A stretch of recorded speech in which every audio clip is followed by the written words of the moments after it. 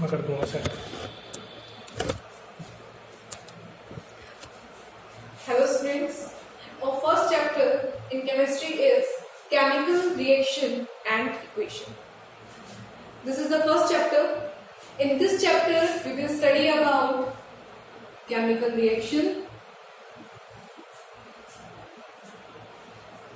chemical formula,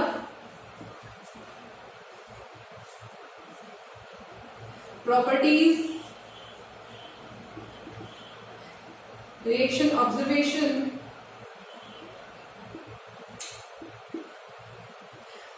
and types of reaction. So many things. But before starting these topics, we have to study about valency. Valency is the topic we studied in class 9th. Valency helps in making of chemical formula. Valency जो है वो आपको 9th class में भी बताया गया था कि वैलेंसी बहुत इंपॉर्टेंट है। वैलेंसी से ही हम कोई भी केमिकल फॉर्मूला बना सकते हैं, केमिकल फॉर्मूला से ही केमिकल रिएक्शंस बनती हैं, और केमिकल रिएक्शन लिखने के लिए हमें फॉर्मूला आना बहुत ज्यादा जरूरी है। केमिकल रिएक्शन को बैलेंस हम तभी कर पाएंगे जब हमें पूरी अच्छी तरीके से केमिकल फॉर्मूला लिखना आता हो, नहीं तो बैलेंसिंग हो ही नहीं पाएगी। जब तक केमिकल फॉर्मूला लिखना नहीं आएगा हम कोई भी रिएक्शन नहीं लिख पाएंगे, और केमिस्ट्री का फर्स्ट, सेकंड और थर्ड तीनों चैप्टर ही नहीं लिख पाएंगे। तो सबसे पहले जरूरी है कि हमें बैलेंसी आनी चाहिए। बैलेंसी हमने क्लास 9th में पढ़ी थी, और हमने क्लास 9th में सीखा भी था कि 1 to 20 तक एटॉमिक नंबर की बैलेंसी कैसे निकाली जाती है। इसके अलावा भी बहुत सारी बैलेंसीज थी जो हमें याद करनी होती थी। उसके बाद में बैलेंसीज से हम कैसे केमिकल फॉर्मूला बनाते हैं, कैसे फॉर्मूला हम डिराइव करते हैं, कैटायन और एनायन का कैसे हम यूज करते हैं, ये सब भी आपने क्लास 9th में पढ़ा था। पर लेकिन फिर भी क्लास 10th का chemical reaction and equation chapter start करने से पहले हमें बैलेंसी और केमिकल फॉर्मूला दोनों के बारे में बेसिक जो जानकारी है वो हमें पहले पता होनी चाहिए। हमें पता होना चाहिए कैसे हम लोग बैलेंसी निकाल सकते हैं, कैसे उस बैलेंसी का यूज करेंगे और कैसे हम लोग केमिकल फॉर्मूला करेंगे। तो इसके लिए हम सबसे पहले बात करते हैं बैलेंसी की। तो मैं एक बार छोटा मोटा जो है मोटे तौर पे आपको बता देती हूँ कि बैलेंसी 1 to 20 एटॉमिक नंबर की हम कैसे निकाल सकते हैं। तो हम स्टार्ट करते हैं बैलेंसी से।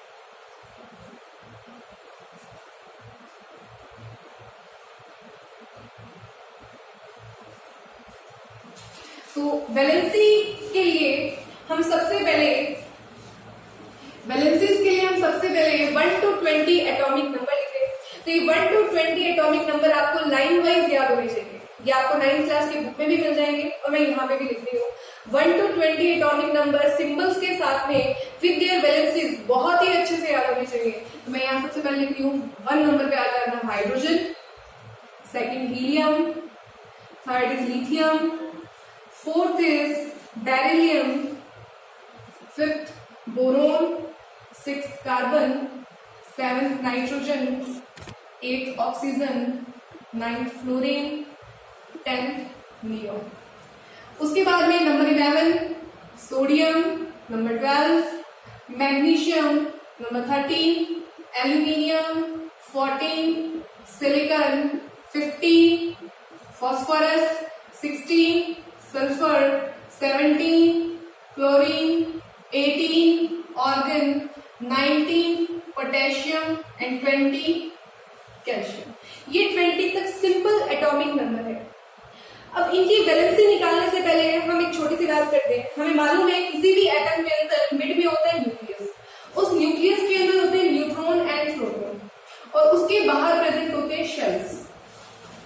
इस तरीके के शेल्स प्रेजेंट होते हैं जिनके अंदर इलेक्ट्रॉन्स मूव करते हैं। इन शेल्स को हमने लास्ट में लेबल किया था के, एल, एम और एन में, और हमने बोला था कि के में टोटल नंबर ऑफ इलेक्ट्रॉन आ सकते हैं 2, एल में total number of electrons 8, M में total number of electrons 18 and N में टोटल नंबर ऑफ इलेक्ट्रॉन्स 32।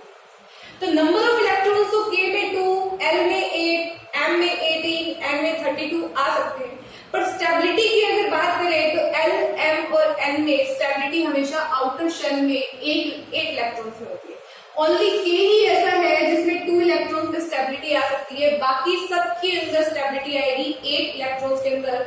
हर कोई एटम ये चाहता है कि उसके आउटर आउटर शेल में 8 इलेक्ट्रॉन्स हो। इस 8 इलेक्ट्रॉन्स करने के लिए अपने आउटर शेल में या तो वो इलेक्ट्रॉन्स को डोनेट करते हैं या फिर वो इलेक्ट्रॉन्स को गेन करते हैं। अगर कोई एटम इलेक्ट्रॉन को डोनेट करता है तो डोनेट करने से उसके ऊपर आता है पॉजिटिव चार्ज, और अगर कोई एटम इलेक्ट्रॉन को एक्सेप्ट करता है तो उसके ऊपर आता है नेगेटिव चार्ज। तो पॉजिटिव और नेगेटिव चार्ज जो है वो इलेक्ट्रॉन डोनेट और इलेक्ट्रॉन एक्सेप्ट करने से आता है। तो पॉजिटिव चार्ज वाला जो होता है उसको हम बोलते हैं कैटायन। क्या बोलते हैं उसको हम? कैटायन। और जो नेगेटिव चार्ज वाला होता है उसको हम बोलते हैं एनायन। याद रखने के लिए हम ऐसा देख सकते हैं, एनायन ना से नेगेटिव, तो नेगेटिव चार्ज वाला जो है वो कौन सा होता है? एनायन होता है। तो पॉजिटिव और नेगेटिव चार्ज वाले इस तरीके से हम कैटायन और एनायन बोल सकते हैं। अब हम एक एक करके देखते हैं कि कैसे हम इन एटम्स की वैलेंसी निकाल सकते हैं। तो एक एक करके मैं ये एक्सप्लेन कर रही हूँ, साथ साथ में आप लिख भी सकते हैं और चाहे तो बाद में स्क्रीनशॉट भी ले सकते हैं।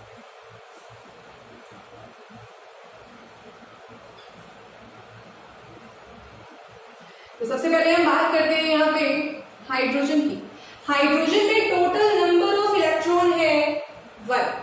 तो हाइड्रोजन के लिए अगर हम इसका इलेक्ट्रॉनिक कॉन्फ़िगरेशन लिखें, दैट मींस कि हम इसके लिए KLMN अगर हम लिखेंगे तो हाइड्रोजन के पास ओनली 1 इलेक्ट्रॉन है जो किसमें जाएगा? K में जाएगा। अब हाइड्रोजन या तो इस 1 इलेक्ट्रॉन को डोनेट कर सकता है और डोनेट करके 0 हो सकता है कि इसके पास एक भी इलेक्ट्रॉन नहीं है, और या फिर हाइड्रोजन क्या कर सकता है? एक इलेक्ट्रॉन को एक्सेप्ट करके K में 2 इलेक्ट्रॉन ला सकते हैं क्योंकि 2 में तो स्टेबिलिटी होती है। तो हाइड्रोजन या तो +1 बना सकता है या फिर -1 बना सकता है। +1 कब बनाएगा? जब वो डोनेट करेगा, और -1 कब बनाएगा?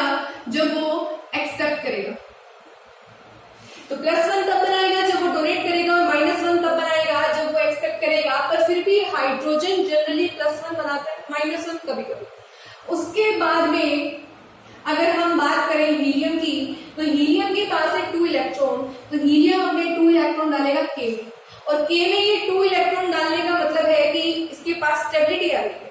अब ना तो इलेक्ट्रॉन डोनेट करेगा और ना ही इलेक्ट्रॉन गेन करेगा, तो इसलिए हम बोल सकते हैं कि हीलियम की वैलेंसी कितनी हो गई? 0। लिथियम की बात करें तो लिथियम के 2 इलेक्ट्रॉन्स K में और इसका बचा हुआ 1 इलेक्ट्रॉन जाएगा L में। अब लिथियम को चाहिए भाई कि K के अंदर मेरे भी स्टेबल हो जाए, क्योंकि अगले वाले में 8 करने के लिए 7 इलेक्ट्रॉन्स गेन तो कर नहीं सकता, क्योंकि गेन करने के लिए भी एनर्जी चाहिए। तो ये क्या करेगा? अपना 1 इलेक्ट्रॉन निकाल देगा और 2 में स्टेबल हो जाएगा, और निकालने में चार्ज आता है प्लस, तो ये इसकी वैलेंसी हो जाएगी प्लस। उसी तरीके से 2 और 2, बेरिलियम के पास 4 इलेक्ट्रॉन्स है, तो बेरिलियम की K शेल में 2 इलेक्ट्रॉन्स और L में भी 2 इलेक्ट्रॉन्स। अब आउटर शेल में 8 करने के लिए इसको 6 इलेक्ट्रॉन एक्सेप्ट करने पड़ेंगे। एक्सेप्ट करना ज्यादा मुश्किल है, 6 इलेक्ट्रॉन बजाय कि 2 इलेक्ट्रॉन अगर ये यहाँ से रिलीज कर दे, डोनेट कर दे, तो यहाँ से ये 2 इलेक्ट्रॉन डोनेट करके ये यहाँ पे हो जाएगा +2। बिल्कुल इसी तरीके से बोरोन 2,3, तो यहाँ पे 3 इलेक्ट्रॉन से डोनेट करके +3, उसके बाद में 2 और 4। तो कार्बन जो है 4 इलेक्ट्रॉन डोनेट भी कर सकते हैं, 4 इलेक्ट्रॉन एक्सेप्ट भी कर सकता है, पर ना तो ये डोनेट करता है ना एक्सेप्ट करता है। कार्बन यहाँ पे शेयरिंग करता है। शेयरिंग का कॉन्सेप्ट हम पढ़ेंगे चैप्टर नंबर 3 और 4 के अंदर, इसी बुक के अंदर। तो चैप्टर नंबर 3 और 4 जब हम करेंगे तब हम बताएंगे कि हम ना तो +4 लिखते हैं ना -4 लिखते हैं, हम वैलेंसी सिर्फ 4 लिखेंगे, क्योंकि यहाँ पे ये शेयरिंग करता है। तो शेयरिंग के कॉन्सेप्ट की बात हम बाद में करेंगे। उसके बाद में हम बात करते हैं नाइट्रोजन की। नाइट्रोजन के पास टोटल नंबर ऑफ इलेक्ट्रॉन्स है 7। तो इसमें 2 इलेक्ट्रॉन्स तो K में, और उसके बाद में 5 इलेक्ट्रॉन्स जो होंगे वो L में जाएंगे। तो 5 इलेक्ट्रॉन्स, ये भी आउटर शेल में 8 करना चाहता है, तो 5 इलेक्ट्रॉन डोनेट करना आसान है या 3 इलेक्ट्रॉन गेन करना आसान है? 5 इलेक्ट्रॉन अगर ये डोनेट कर देगा तो इसके आउटर शेल में 2 हो जाएंगे, स्टेबल हो सकता है। और 3 अगर गेन कर लेगा तब भी आउटर शेल में 8 हो जाएंगे और ये स्टेबल हो सकता है। पर लेकिन 5 डोनेट करने से 3 इलेक्ट्रॉन एक्सेप्ट करना ज्यादा आसान है, तो ये आसान वाला काम करेगा और इसकी वैलेंसी हो जाएगी -। उसके बाद ऑक्सीजन की बात करें तो ऑक्सीजन होता है 2 और 6। तो इसी तरीके से ऑक्सीजन में 6 इलेक्ट्रॉन डोनेट करने की बजाय 2 इलेक्ट्रॉन एक्सेप्ट करेगा और -2।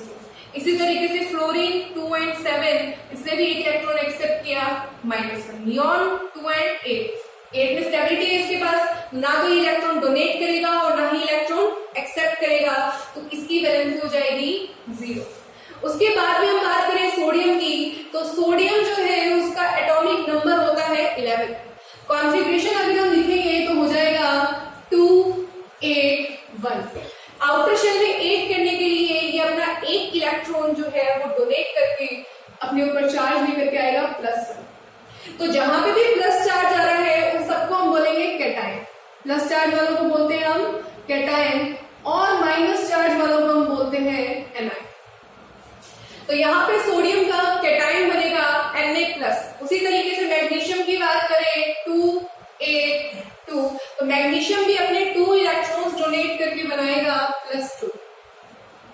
एल्यूमिनियम 2 8 3 +3।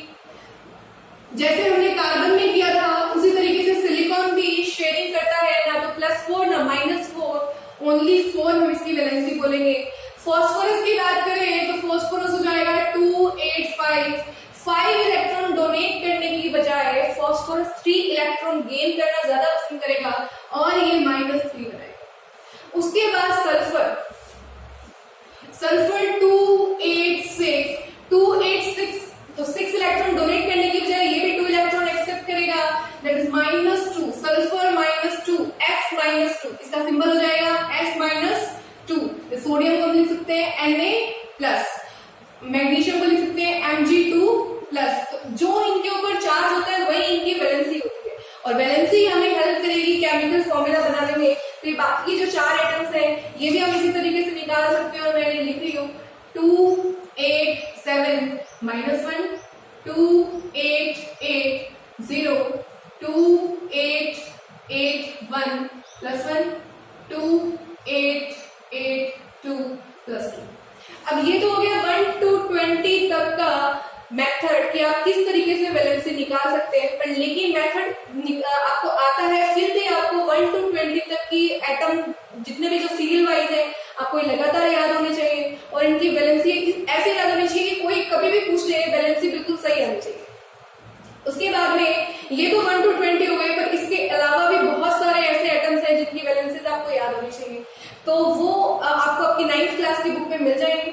और इसके बाद में मैं यहाँ बोर्ड पे लिख भी देती हूँ, तो आप इसका स्क्रीनशॉट ले सकते हैं।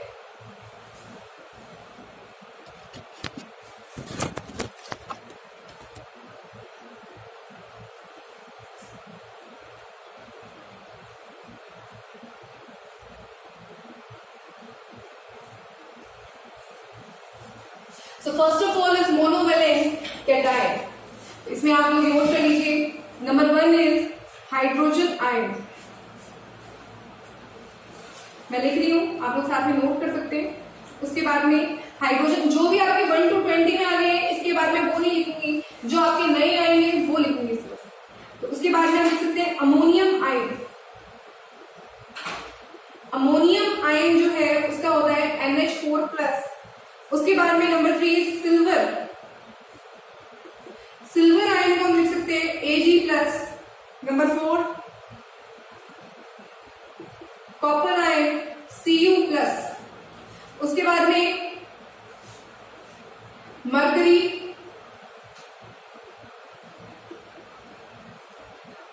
Hg+। उसके बाद में ये सारे मोनोवेलेंट हो गए। नेक्स्ट में लिख रही हूं डाइवेलेंट। डाइवेलेंट कैटायंस, इसमें भी जो 1 to 20 में आएंगे वो मैं नहीं लिखूंगी, जो आपके नए हैं सिर्फ वही लिखूंगी। Barium Ba2+, copper ion that is Cu2+। Copper +1 भी होता है +2 भी होता है, एक को क्यूप्रिक बोलते हैं, एक को Q+ बोलते हैं। इसके बारे में भी हम बाद में बात करेंगे। उसके बाद में नंबर 3 जिंक आयन Zn2+। उसके बाद में नेक्स्ट है आयरन Fe2+। उसके बाद में नंबर 5 मर्क्यूरी आयन Hg2+। उसके बाद में ये मोनोवेलेंट, ये डाइवेलेंट हो चुके हैं। नेक्स्ट है ट्राइवेलेंट। तो ट्राइवेलेंट में यहां लिख रही हूं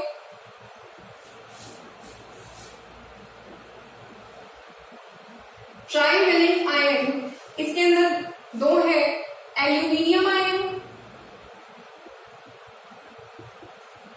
that is Al3+, iron ion that is Fe+3। उसके बाद में आयरन आयन जो +2 है, इसको हम बोल सकते हैं फेरस आयन। क्या बोल सकते हैं इसको हम? Ferrous ion. और जो +3 है, इसको हम बोल सकते हैं ferric ion. +2 ferrous and +3 is ferric. उसी तरीके से कॉपर +1, इसको हम बोल सकते हैं क्यूप्रस।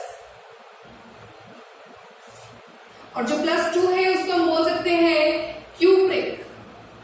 Cuprous and cupric. बिल्कुल इसी तरीके से मर्क्यूरी और मर्क्यूरी आयन +1 और +2 को इसी तरीके से बोल सकते हैं। जो कम वाली वैलेंसी होती है उसके आगे लगता है अस, और जो ज्यादा वाली होती है उसके आगे लगता है एक। तो यहाँ पे जो Hg+ है वो हो जाएगा मर्क्यूरस, और जो Hg+2 है वो हो जाएगा मर्क्यूरिक। तो ये सारे जो वैलेंसीज हैं वो कैटायन की है। मोनोवेलेंट, डाइवेलेंट और ट्राइवेलेंट, इसमें मैंने वो इंक्लूड नहीं किए हैं जो 1 to 20 एटॉमिक नंबर के अंदर आ चुके हैं। तो ये सारे के सारे कैटायंस की हैं। इसके बाद में हम लोग बात करेंगे एनायंस की। तो एनायंस के लिए मैं फिर वही जो 1 to 20 एटॉमिक नंबर की है वो मैं यहाँ पे नहीं लिखने वाली हूँ। जो नई जो वैलेंसीज आएंगी और पॉली एटॉमिक जो आएंगी सिर्फ हम लोग वही लिखेंगे। तो मैं इसको इरेज कर रही हूँ। उसके बाद में आप चाहे तो इसका स्क्रीनशॉट भी ले सकते हैं, और उसके बाद में नया जो है वो भी।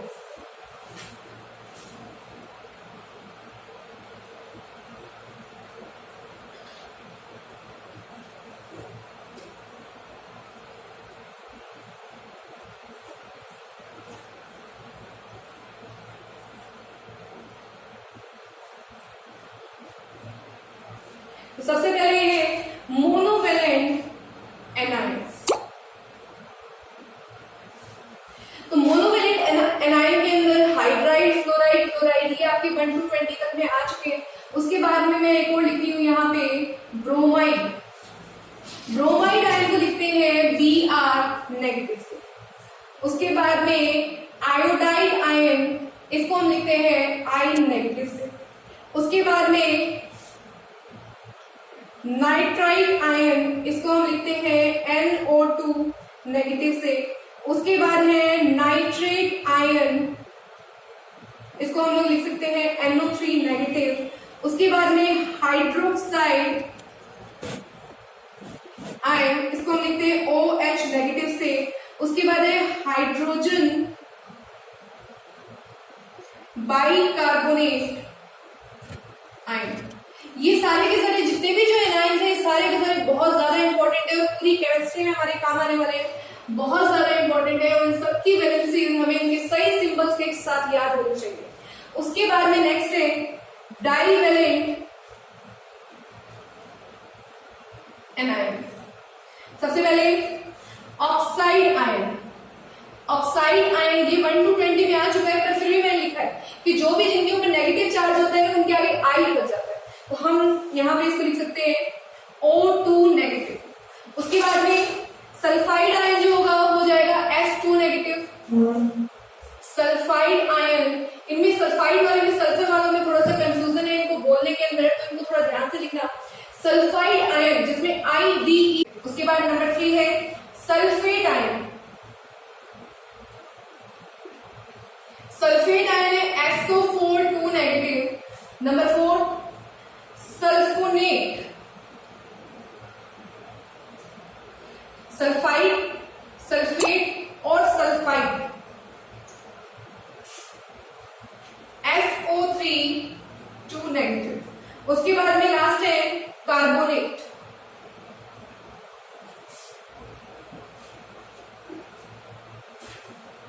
तो ये सारे मोनोवेलेंट और डाइवेलेंट एनायंस के एग्जाम्पल यहाँ पे आ चुके हैं जो आपको सारे याद होने चाहिए। उसके बाद एक और यहाँ पे trivalent. Trivalent anions. Trivalent anions में नंबर 1 है नाइट्राइड आयन, नाइट्रोजन की वैलेंसी हम पहले ही निकाल चुके हैं N3 नेगेटिव, पर जब इसको इस तरीके से लिखते हैं तो इसको हम बोलते हैं नाइट्राइड आयन। उसके बाद नेक्स्ट है second number, that is phosphide, phosphide ion P3 negative. उसके बाद में नेक्स्ट है फोस्फेट, लास्ट है phosphate, phosphate ion that is PO4 3 negative, that is PO4 3 negative. तो ये सारे के सारे ये ट्राईवैलेंट आयन, मोनोवैलेंट और डाईवैलेंट के एग्जांपल है। ये सारे के सारे याद होने चाहिए, इनकी वैलेंसीज हमें याद होनी चाहिए। अब ये काम कैसे आते हैं, केमिकल फॉर्मूला बनाने के काम में कैसे आते हैं, अब हम इसकी बात करते हैं। तो मैं यहाँ पे कुछ एक एग्जाम्पल लिख रही हूँ और कुछ एक सॉल्व करके बताऊंगी और कुछ मैं आपको होमवर्क के लिए दूंगी, तो आपको सारे करने हैं। उसके बाद में हम लोग जो नेक्स्ट लेक्चर स्टार्ट करेंगे उसके अंदर हमें जो चैप्टर है केमिकल रिएक्शन एंड इक्वेशन, इसका बेसिक्स जो है वहां से स्टार्ट करेंगे। तो सबसे पहले मैं कुछ एग्जाम्पल्स लिख रही हूँ, कुछ एग्जाम्पल मैं आपको सॉल्व भी करवा रही हूँ, तो हम उसकी बात करें।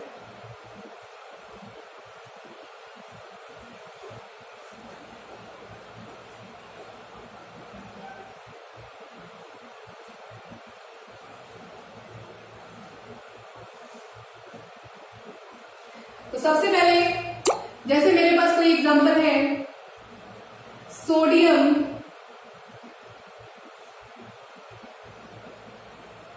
कार्बोनेट। तो सोडियम जैसे ही मुझे दिखाई दिया, मुझे इसका सिंबल मालूम होना चाहिए, दैट इज Na। जैसे ही मुझे कार्बोनेट मिला, तो अभी हमने थोड़ी देर पहले लिखा था कार्बोनेट का सिंबल मुझे मालूम होना चाहिए CO3। अब हमें मालूम है सोडियम के ऊपर वैलेंसी होती है +1 और कार्बोनेट के ऊपर होती है -2। हमने दोनों को इस तरीके से लिखा and cross over their valencies, इसकी वैलेंसी इसके नीचे लिखो, इसकी वैलेंसी इसके नीचे लिखो, और हमें जो इनके चार्ज है उनको नहीं लिखना होता, तो हम लोग उसको लिख सकते हैं Na2CO3, Na2CO3। उसी तरीके से अगर मुझे लिखना हो सोडियम का कार्बोनेट की बजाय मुझे लिखना हो सल्फेट, तो मैं कैसे लिखूंगी, सोडियम सल्फेट SO4। तो सोडियम की वैलेंसी मुझे मालूम है +1 होती है, सल्फेट की -2 होती है, cross over their valencies.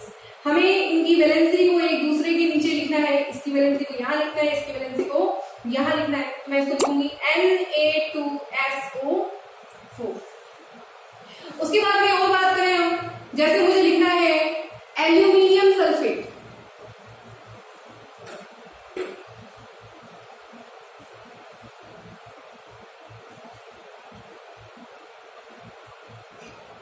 Aluminium sulphate.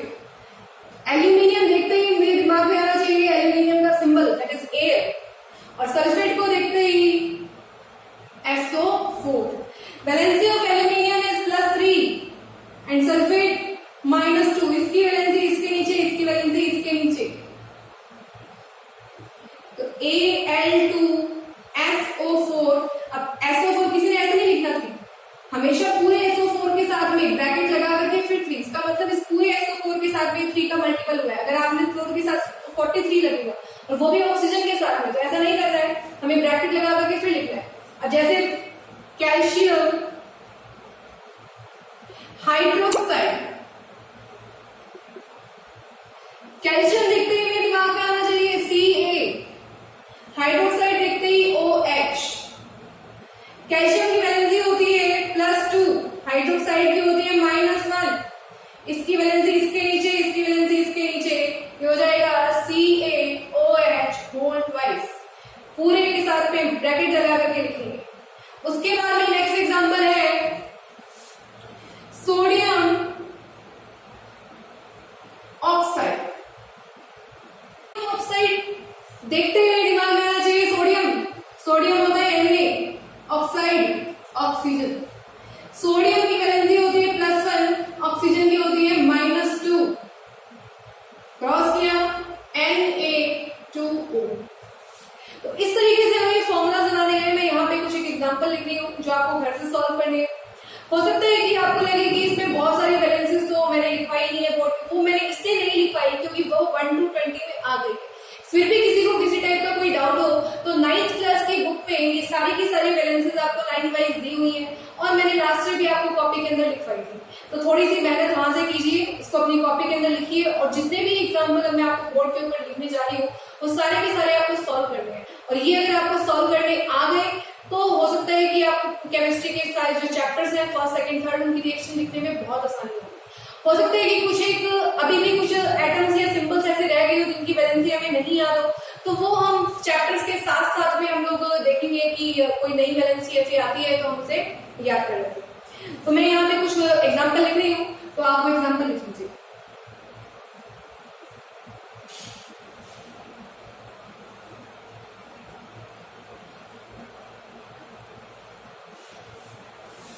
Number 1 calcium carbonate.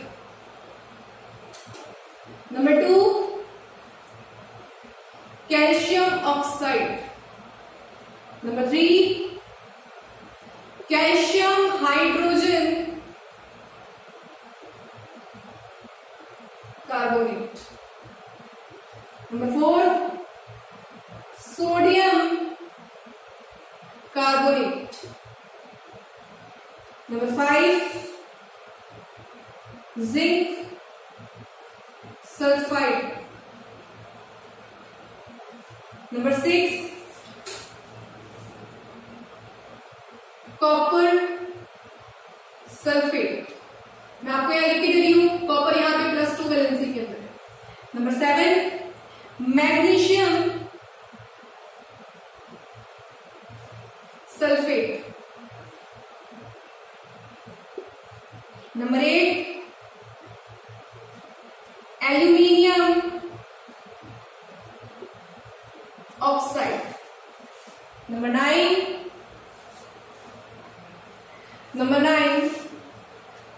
Carbon chloride. Number 10 aluminium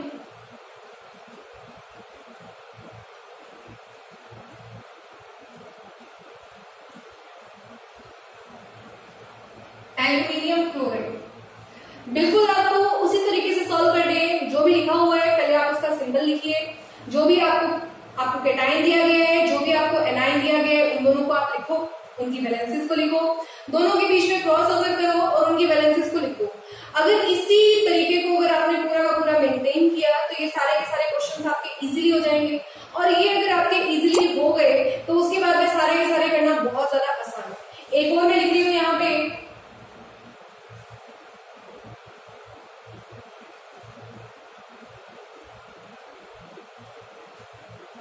copper nitrate. यहाँ पे भी कॉपर +2 स्टेज के अंदर है।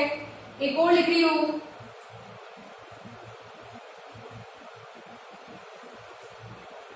Zinc nitrate.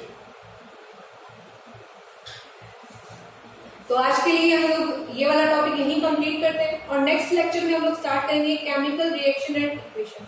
इसके बेसिक्स से स्टार्ट करेंगे और इसके लिए आप जो है अगर आपके पास एसचान या कोई और दूसरी बुक अभी अवेलेबल नहीं है तो आप एनसीईआरटी बुक से इजीली पढ़ सकते हैं और मैं पूरा चैप्टर आपको एनसीईआरटी से ही करवाने वाली हूँ। तो एनसीईआरटी अगर आपके पास नहीं भी है तो आप उसे ऑनलाइन डाउनलोड कर सकते हैं। बहुत सारी जगह एनसीईआरटी का पूरा